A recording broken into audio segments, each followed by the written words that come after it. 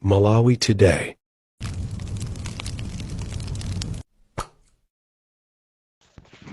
Akuluakulu pa Lilongwe Urban apa ineyo ndili ndi mantha pa zimene zikufuna kuchitika mwina usiku uno pa Balaka Secondary School.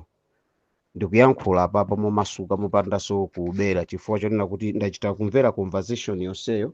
mtolankhani wa Times akupereka maripoti ma update ku Times iko mu program ya madzulo omwe uno akusanzika kunena kuti pali ma centers ena amene sanatumize koma mawa atakwasirizisa chifuna kuti makina awo asiyakugwira ntchito awasi ali pa 51%.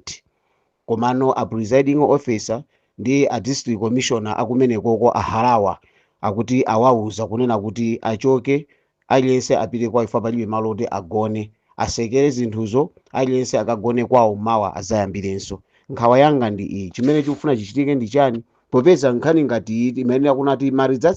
marizatchitiwa kuti alowe mu EMD yawoyi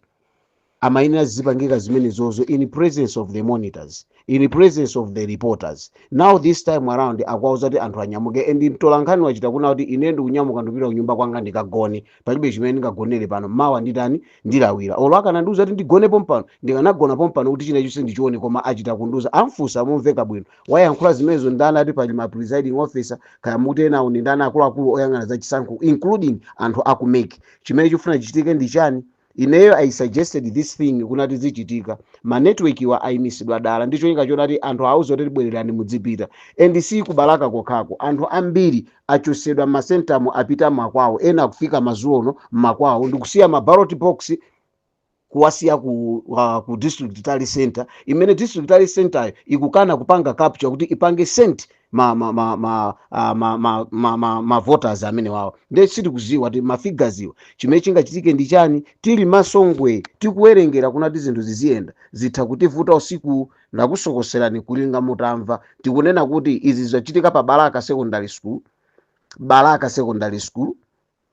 zachitika zimenezi komanso tikayang'ana makanso mosiyanasiyana mmene mwayikidwa matali center anthu achosedwa apita mmakwawo. Chimene chikuchitikachi mchibwana ichi kufuna kuyatsa dziko uku